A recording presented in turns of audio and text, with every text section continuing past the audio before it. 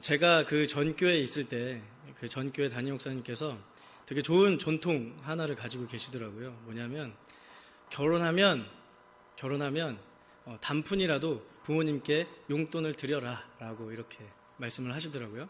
그래서 우리 그 전 목사님께서 전도사 생활할 때 사실 사례금이 얼마나 받으셨겠어요, 그죠? 그때 한 1,000원 드렸다 그러더라고요. 1,000원인가 5,000원인가 아무튼 그 정도 드렸는데, 중요한 거는 부모님들은 돈과 물질을 더 바라는 게 아니라 한 번 더 얼굴 보고 한 번 더 얼굴 찾아보는 거를 더 원하신다 그러시더라고요, 결혼한 그 가정한테. 그래서 저희도 이제 그게 너무나 좋은 것 같아서 이제 그렇게 실천하고 있죠. 그래서 아무리 바쁘더라도 용돈 드린 날을 정해서 한 달에 한 번, 많이는 못 드리는데 가서 얼굴 보고 찾아뵙는 것들을 되게 좋아하시더라고요. 그래서 어버이날을 맞이하여서 우리 자녀된 분들도, 저도 그렇고, 이렇게 부모님께 한 달에 정기적으로 쥐꼬리만한 봉급이라도 부모님께 용돈을 드리는 습관을 들이도록 합시다. 네. 이제 본론으로 들어가도록 하겠습니다. 네. 오늘 말씀의 제목은요, 어버이날이니까요. 네. 화평케 하는 자라는 말씀의 제목을 가지고 함께 은혜를 나누기를 원합니다. 자, 우리 4월 27일 날이 무슨 날인지 아시나요, 혹시? 4월 27일 날은 역사적으로 남북 정상회담이 열렸죠.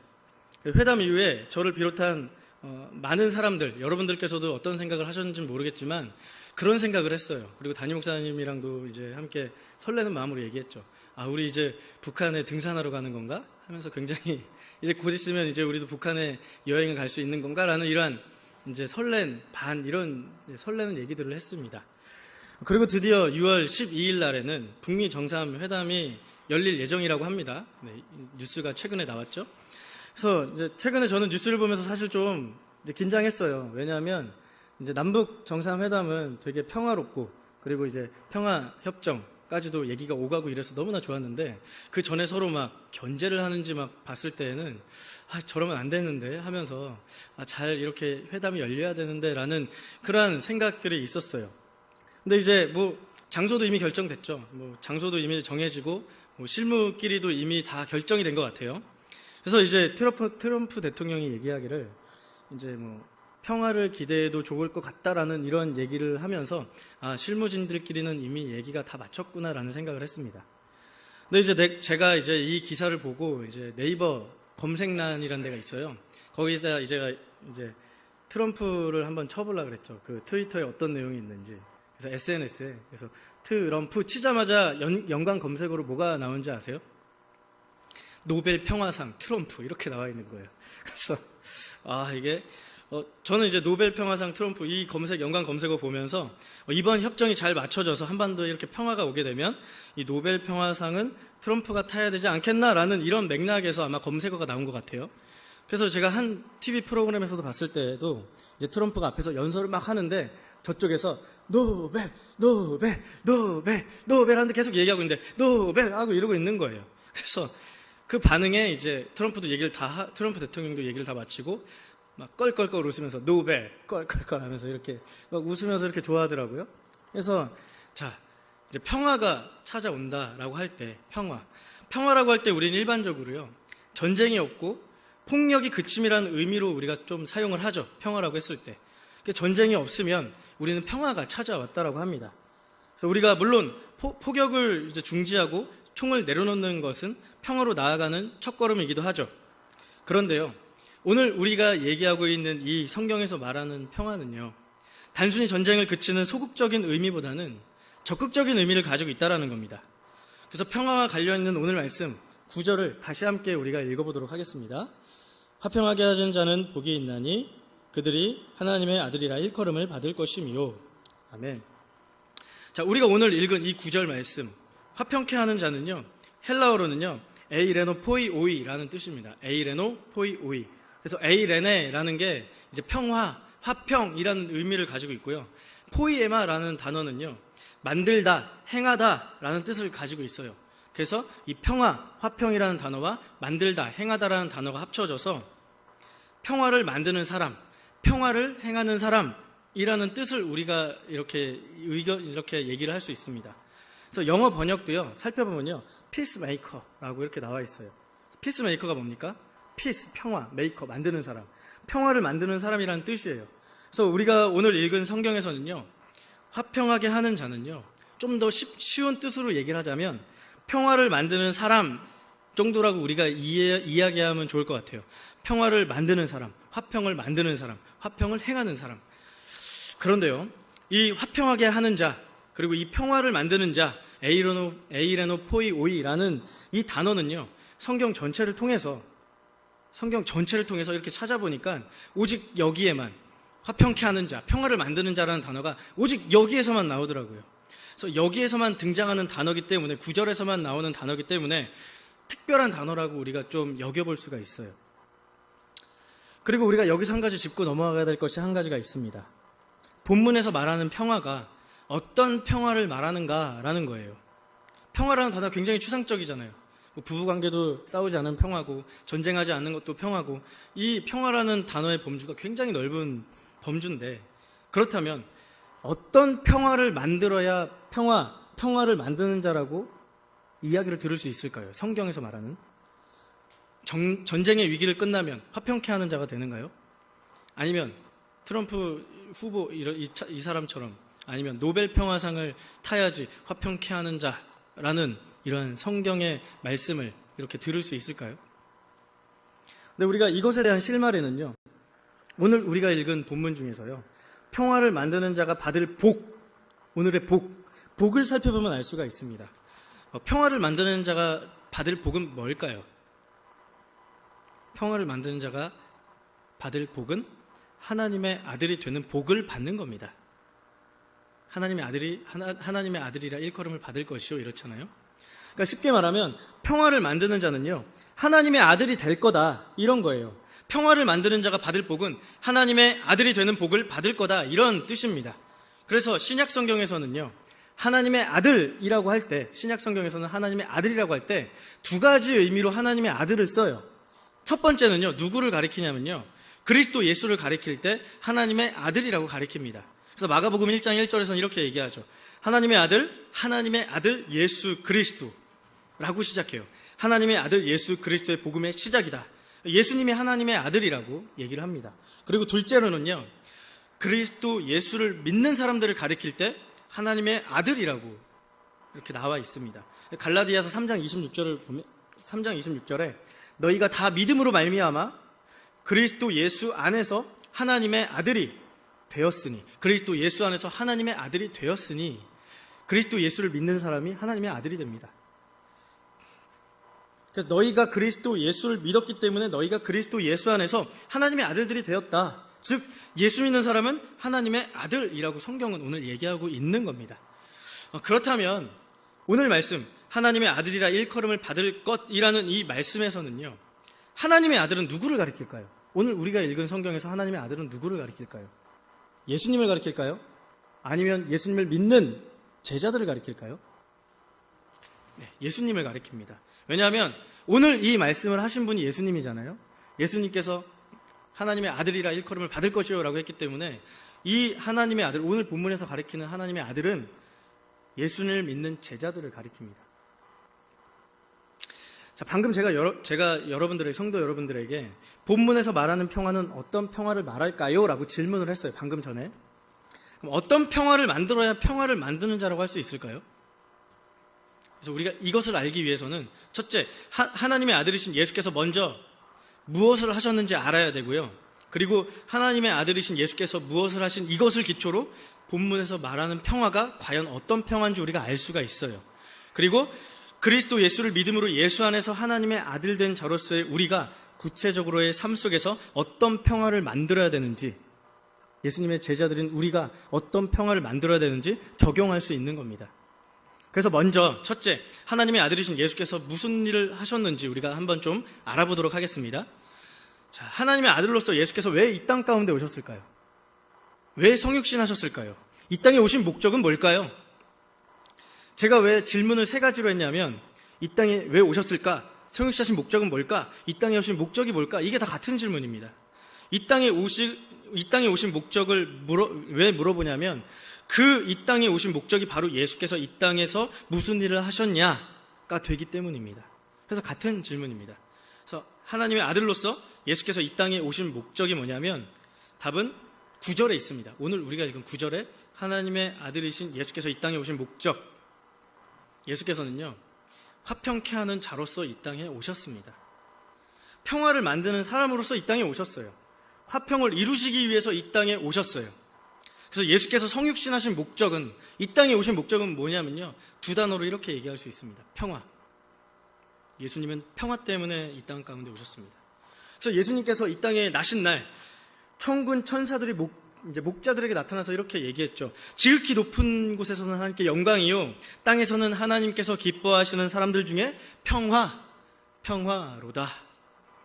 그래서 예수께서는요 이 땅에 평화를 위해서 오셨어요. 근데 좀 이상하지 않습니까? 이 땅에서 평화를 위해서 오셨는데, 화평을 위해서 오신 분인데, 복음서 내용을 한번 읽어보세요. 읽어보신 우리 권사님들이나 성도 여러분들께서는 장로님들도 계시겠지만, 대부분의 내용은요 종교 지도자들과 논쟁하고 싸우고, 심지어는 이들에게 체포당하고, 그리고 고문당하시고, 십자가를 지시고 죽으세요. 전혀 평화와는 상관없는 행보를 걷고 계신다라는 거예요. 그리고 함께 우리 마태복음 10장 34절을 좀 찾아볼까요? 마태복음, 같은 성경에 마태복음 10장 34절을 함께 찾아보도록 하겠습니다.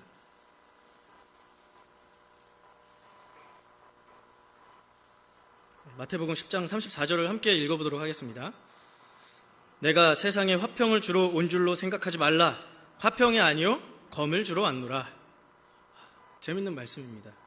누가복음 12장 51절에는요 같은 말씀이에요. 이거랑 같은 말씀인데 더 자세하게 나타나 있어요. 내가 세상에 화평을 주러 온 줄 아느냐? 내가 너희들에게 이르노니 아니라 도리어 분쟁하게 하려 함이로다. 예수님께서는요 이 세상에 화평을 주러 온 게 아니라요 검을 주러 왔다고 했죠. 분쟁하게 하기 위해서 오셨다라고 얘기를 하십니다. 화평하게 하는 자는 복이 있고 그 복은 하나님의 아들이 되는 거라고 했는데, 예수께서 복음서에서 보신 이 행보나, 그리고 화평이 아니라 검을 주러 왔다고 하신 말씀을 보면 말이 좀 다른 것 같아요. 표리부동한 사람 같습니다. 말과 행동이 다른 사람이요. 그런데 여러분들이 아셔야 될 것이 뭐냐면요, 예수님은요 절대 평화주의자가 아니시라는 거예요. 그냥 우리가 은혜로 화평하게 지내자, 싸우지 말자, 이게 아니라 예수님은 비폭력주의자 마하트마 간디가 아니시라는 겁니다. 예수님께서는요 빌라도에게 신문 받는 중에서도요, 이제 붙잡히셔서 체포당하시고 빌라도에게 신문 받으시는 중에서도요 이렇게 말씀하십니다. 요한복음 18장 36절 말씀을 제가 읽어드리도록 하겠습니다. 내 나라는 이 땅에 속한 것이 아니니라. 만일 내 나라가 이 땅에 속한 것이었더라면 내 종들이 싸워 나로 유대인들에게 넘어지지 않게 하였으리라. 이제 내 나라는 여기에 속한 것이 아니니라. 아멘. 이 말씀이 어떤 말씀이신가요? 예수님의 나라가 이 땅에 속한 것이었다면, 만약에 이 땅에 속한 것이었다면 예수님의 종들이 예수님이 그냥 체포되게 가만히 놔주지 않았다라는 거예요. 이 말이 뭡니까? 예수께서는 당연히 싸우실 수 있다라는 말씀이에요.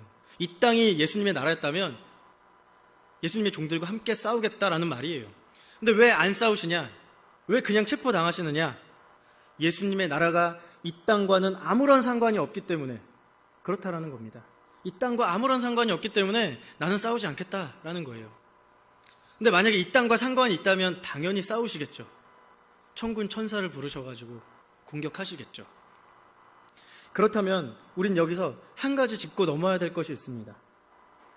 예수께서 우리가 일반적으로 생각하는 평화를 위해서 오신 게 아니라면 과연 어떤 평화를 위해서 오셨고 어떤 화평을 위해서 오신 건지 우리는 좀 알아야 된다는 겁니다.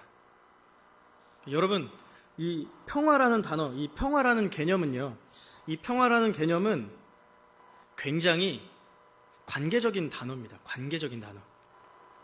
관계적인 단어이기 때문에요, 너와 나, 단체와 단체, 국가와 국가, 이런 상호 간의 관계성이 이미 전제되어 있는 단어가 평화라는 단어입니다. 그래서 혼자 이렇게 있으면요, 평화가 성립이 안 돼요. 혼자 가만히 있으면요, 조용한 거지 평화가 아니라는 겁니다. 혼자서 난리법석 하면 시끄럽다고 하죠. 그냥 혼자 시끄럽게. 그래서 이 세상에, 예를 들어서 만약에요, 이 세상에 다른 나라는 아무것도 없고요. 오직 북한만 이 지구상에 있다라고 한번 생각을 해보세요. 혼자 핵미사일 개발하고 혼자 쏘고 그러는데 평화라는 단어를 쓸 수 있겠어요? 갈등을 유발하는 대상이 없잖아요. 그래서 평화는 기본적으로 대상이 있어야 가능합니다. 대상.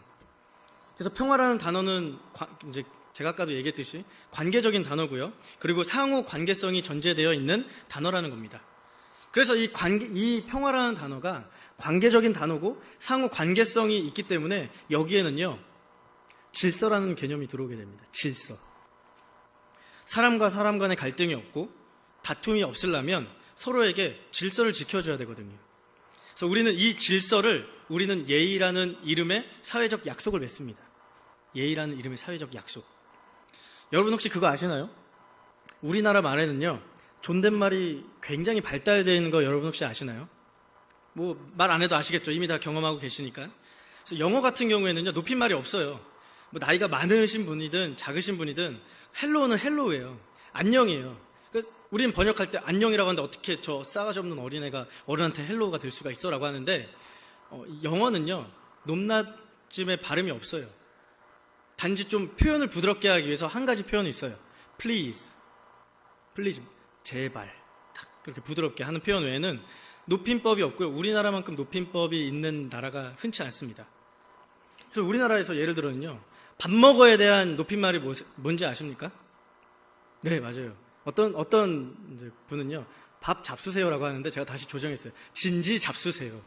진지 잡수세요가 제대로 된 높임말입니다. 그래서 우리나라에는요, 나이 적은 사람이 많은 사람에게 존대하고 높임말을 쓰는 것을 예의라는 이름의 사회적 약속을 하죠. 이게 우리 사회의 질서입니다. 질서. 미국에는 이런 사회적 약속과 질서가 없어요. 그래서 우리는 낯선 사람끼리 만나면 항상 물어보는 게 뭐예요? 낯선 사람끼리 만나면 나이가 몇 살이세요? 서부터 시작하지 않나요? 집, 고향은 어디세요? 하잖아요. 근데 외국에서는요, 나이를 물어보는 게 실례래요. 외국 사람들끼리는 나이가 몇 살이세요? 하면 거기서부터 이제 무례를 범했다라고 생각을 합니다. 그래서 나라마다 사회적 질서가 다 달라요. 근데 우리나라에서는 이 사회적 질서를 어기게 되면 어떻게 됩니까? 갈등이 생기겠죠. 우리 이제 성도 여러분들께서도 자주 듣는 레파토리가 있습니다. 막 젊은 사람이랑 나이 드신 분이 싸우는 거예요. 그럼 젊은 사람이 이렇게 얘기하죠. 아저씨 이게 뭐 하는 거예요? 라고 하면은 어른들은 바로 이렇게 얘기합니다. 이런 어린 놈의 새끼가 너 몇 살 처먹었어? 이렇게 시작하잖아요. 그죠? 근데 이런 똑같은 패턴의 싸움을 많이 들어보셨을 겁니다. 그런데 심지어는요, 이 어린 놈의 새끼가요, 나이가 어린데도 불구하고 반말로 얘기를 해요. 아저씨 뭐 하는 거야? 이러면 이런 어린 놈의 새끼가 너 몇 살 처먹었어? 그리고 한 가지 붙여서 이렇게 얘기합니다. 어따 대고 반말이야. 이런 싸가지 없는까지 가게 되면서 역사를 잡게 되죠. 이런 대화 패턴, 싸움 패턴 많이 들어보셨죠? 질서가 깨지면요, 다툼이 있고요, 싸움이 있고요, 갈등이 있습니다. 그래서 이걸 다른 말로 질서가 깨지면 평화가 깨지는 거예요. 화평이 깨지는 거라는 말입니다. 마찬가지입니다. 예수께서 평화를 만들기 위해서 이 땅에 오신 건요, 질서를 회복하기 위해서 이 땅에 오셨어요. 그럼 어떤 질서를 회복하기 위해서 이 땅에 오셨냐? 창조 때 하나님 나라 질서를 회복하시기 위해서 예수님께서 이 땅 가운데 오셨다라는 겁니다. 인간의 죄로 깨어진 하나님 나라의 질서를 회복하기 위해서 그리스도 예수께서는 이 땅 가운데 오셨다라는 겁니다. 그래서 인간이 하나님께 범죄함으로 죄가 들어왔죠. 아담의 범죄함으로 죄가 들어왔잖아요. 인간이 하나님께 범죄함으로 죄가 들어왔기 때문에 모든 관계가 다 깨졌어요. 하나님과 인간과의 관계가 먼저 깨졌고요, 그리고 인간과 인간과의 관계도 깨졌어요. 내 뼈 중에 뼈요, 살 중에 살이라 라고 아담이 얘기했는데 나중에 뭐라고 해요? 죄 짓고 제가 그랬어요. 죄 때문에 하와가 시켜서 이랬어요. 인간과 인간과의 관계가 깨졌고요, 그리고 인간과 피조물과의 관계도 다 깨졌습니다. 그래서 하나님 나라 질서는요, 인간의 죄 때문에 이 질서가 무참히 다 깨졌어요. 그래서 이 질서를 회복하기 위해서 그리스도 예수께서 오신 겁니다. 그래서 하나님과 인간과의 질서, 즉 하나님과 인간과의 평화를 만들기 위해서, 이 평화를 만들기 위해서 예수님께서는 이 땅에 오셨다라는 겁니다. 그렇다면 하나님 나라가 뭘까요? 특별히 창조 때에 나타난 하나님 나라의 질서가 뭘까요?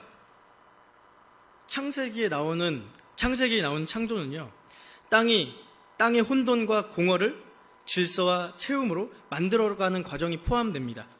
즉 하나님은 당신이 세우신 그 고유의 질서 가운데 피조물을 채워 넣으심으로써 자신의 나라를 만드세요. 그리고 하나님 나라 질서를 유지하고 확장한 대리적 통치자, 대리인들을 세우죠.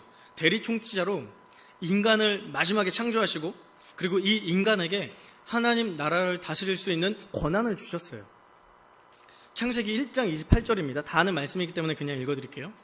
하나님이 그들에게 복을 주시고, 인간이죠, 하나님이 그들에게 이르시되 생육하고 번성하여 땅에 충만하라, 땅을 정복하라, 바다의 물고기와 하늘의 새와 땅에 움직이는 모든 생물을 다스리라 하시니라. 아멘. 인간의 역할은요, 하나님께서 창조하신 이 창조 세계 질서를 훼손하고 자신들의 질서를 만들어 세우는 게 아니라요, 하나님께서 세우신 이 완벽한 질서를 유지하고 보존하고 확장하는데 그 역할이 있습니다. 그런데요, 인간이 하나님이 되려고 이 질서를 깼죠. 자신들의 질서를 만들기 위해서 하나님 나라의 창조 질서를 깼습니다. 그래서 하나님과 인간이 원수 관계가 된 거예요. 원수 관계. 하나님 나라 질서를 세우라고 세웠더니 인간들의 질서를 세우려고 하니까 관계가 깨지고 원수 관계가 된 거라고. 하나님과 인간이 원수 관계가 됨으로써 인간과 인간과의 관계도 깨지고, 제가 아까 얘기했던 것처럼 인간과 피조물과의 관계, 모든 관계가 다 깨졌어요. 참고로 왜 태풍이 오고 왜 지진이 나는지 아십니까? 그거 다 인간의 죄 때문에 그렇습니다. 죄에 대한 결과로서 모든 피조물들도 그렇게 반응하고 나타나는 현상이라는 거죠. 그래서 하나님 나라 질서를 회복하기 위해서, 하나님과 인간과의 관계를 회복하기 위해서 예수께서 이 땅 가운데 오셨다라는 겁니다. 하나님 나라 질서를 회복하기 위해서. 우리가 에베소서 2장 14절에서 17절 말씀 함께 좀 찾아보도록 하겠습니다. 에베소서 2장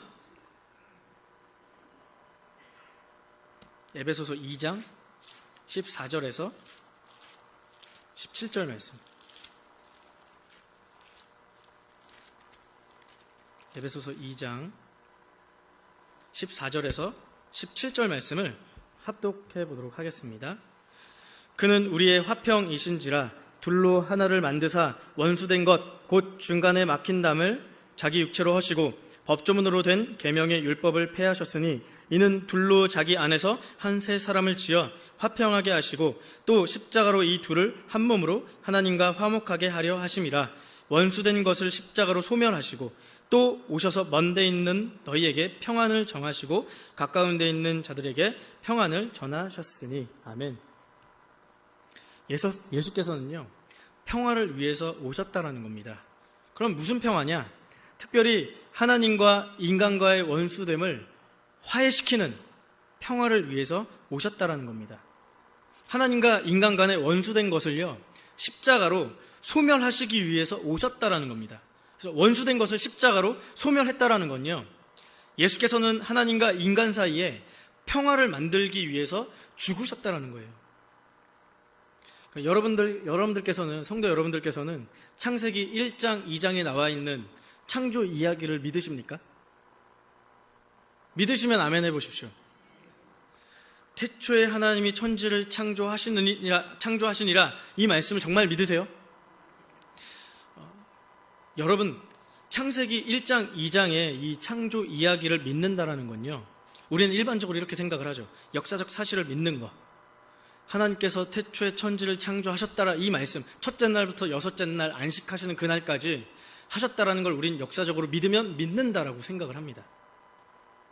근데 물론 이걸 역사적으로 믿는 것도 중요합니다. 그런데요, 진심으로 정말 우리가 하나님께서 이 천지를 창조하셨다라는 것들을 우리가 믿는다라는 고백을 한다면요, 우리는 더 본질적으로 태초에 창조하신 하나님 나라의 질서를 유지하겠습니다 라는 고백에 더 가까운 거예요. 내가 하나님의 창조를 믿습니다 라는 이 말은 태초에 창조하신 하나님 나라 질서를 내가 유지하겠습니다 까지도 믿는 거예요. 이런 고백을 할 수 있는 사람은요, 먼저 하나님의 아들 되신 그리스도 예수의 십자가 사건을 통과한 사람만이 할 수 있는 고백이고요, 그 십자가 사건을 통과한 사람만이 두 번째 하나님 아들이 돼서 하나님 나라 창조 질서를 회복하신 그 예수님을 따라 동일하게 창조 세계의 회복을 위해서 관심을 되게 된다라는 거예요. 우리가 교회 와서 신앙생활 할 때요, 창세기 1장, 2장서부터 믿어지면 비정상이에요. 나를 위해서 죽으시고 부활하신 그리스도 예수의 십자가의 사건을 통과한 사람만이 진짜 창세기 1장, 2장을 본질적으로 믿을 수 있다는 겁니다. 그런데요, 안타깝게도요, 창조를 믿는다고 하는 많은 그리스도인들이 환경 문제나 탈핵 문제에 별로 관심이 없습니다. 비윤리적인 가축 사육과 가축 학대에 관심이 없습니다. 인종차별, 남녀차별 문제, 장애인 인권 문제에 대해서도 전혀 관심이 없어요. 우리가 창조를 믿는다라는 건요, 이 세상을 바라보는 눈이 달라진다라는 의미예요. 이 세계가 하나님이 창조한 이 세계가 하나님이 창조한 세상이라는 인식이 생기는 동시에 세상을 바라보는 눈이 달라진다라는 거예요. 그래서 하나님이 창조한 세상의 아름다움을 가꾸고 보존하기 위해서 애쓰는 사람과 그리고 환경 문제에 민감하게 반응하는 사람이 하나님의 창조를 믿는 사람들이라고 할 수 있습니다. 환경을 무차별로 훼손하고 하나님께서 창조하신 것들, 하나님께서 창조하신 피조물들, 동물들을 학대하고 그런 진짜 하나님 창조를 믿는다라고 얘기할 수 없는다라는 겁니다. 그래서 환경을 무차별로 훼손하고 사람을 차별하는 이 모든 것들이 하나님 나라에 반하는 거고 하나님의 창조를 믿지 않는 것임을 아셔야 됩니다. 그래서 저는 만약에 저의 관심사 분야이기도 한데요, 목사가 만약에 되지 않았다면 환경보호단체나 동물보호단체 활동을 하지 않았을까라는 생각을 합니다. 간혹 이제 뉴스에 그런 소식들이 있잖아요. 이제 뭐 조류독감이 걸려서 오리, 닭들을 살처분한다. 전 그 얘기 들으면 너무 가슴이 아파요. 살처분이 뭔지 아시죠? 땅을 깊게 파가지고 그냥 그대로 다 묻어버리는 거, 몇천 마리를. 전 그걸 보면서 어떤 마음이 드냐면 하나님께서 창조하신 피조물 우리가 너무 우리의 죄와 욕심으로 인해서 너무 함부로 다루고 있구나. 너무 가슴이 아파요. 환경 문제도 그렇고요.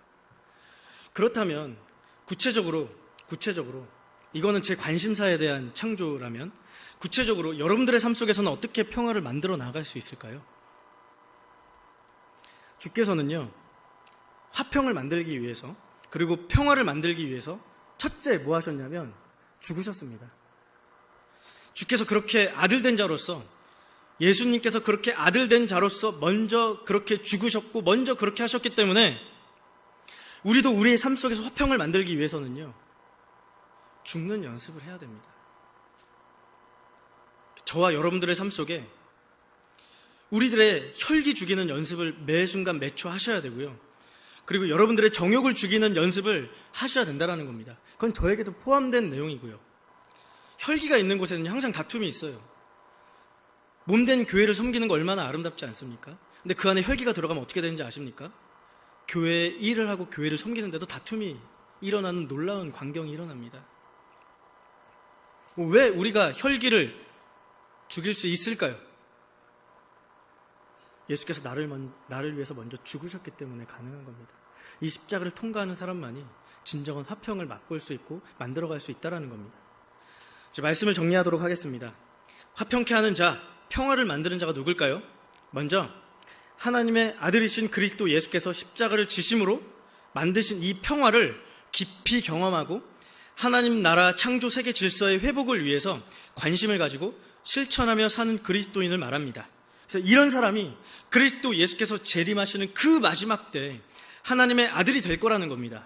이런 마지막 때 하나님의 아들들이 나타날 때에는요, 이 마지막 때 하나님의 아들들이 나타날 때 이 땅에 있는 모든 피조물들이 회복을 맛본다라고 이미 성경에서는 선포하고 있습니다.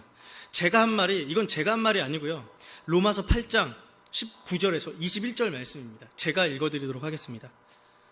피조물이 고대하는 바는 하나님의 아들들이 나타나는 것이니 피조물이 허무한데 굴복하는 것은 자기의 뜻이 아니요 오직 굴복하게 하시는 이로 말미암음이라. 그 바라는 바는 피조물도 썩어짐의 종노릇을 한 데에서 해방되어, 같이 지금 피조물도 종노릇 돼가지고 이 땅에 고통을 안고 살아가고 있잖아요. 해방되어 하나님의 자녀들이 영광의 자유에 이르는 것이니라. 하나님의 아들들이 나타났을 때 비로소 피조물들도 해방을 맛볼 수 있다는 겁니다. 그 하나님의 아들들이 누굽니까? 비단 예수님만을 가리키는 게 아니라요, 그리스도 예수를 믿는 우리들에게도 포함되는 겁니다. 하나님의 아들이 나타나 하나님의 자녀로서 영광의 자유, 영광의 평화를 누릴 때 온 세상의 피조물도 동일한 자유, 평화를 누리게 될 거라는 게 이 로마서 8장 19절에서 21절의 말씀이라는 겁니다. 그래서 한 주간도 하나님의 아들이신 그리스도 예수께서 만드신 이 평화를 우리가 누리면서 하나님의 자녀로서 여러분들의 각자 삶 속에 무너진 하나님 나라 질서를 회복하기 위해서 평화를 만들고 화평을 만들어 나아갈 수 있는 저와 여러분들이 되기를 예수님의 이름으로 축복합니다. 아멘. 기도하겠습니다. 사랑하신 주님, 감사합니다. 화평케 하는 자는 복이 있나니 그들이 하나님의 아들이라 일컬음을 받을 것이요. 하나님, 우리가 우리의 삶 가운데 우리가 먼저 화평케 되는 자가 되길 원합니다.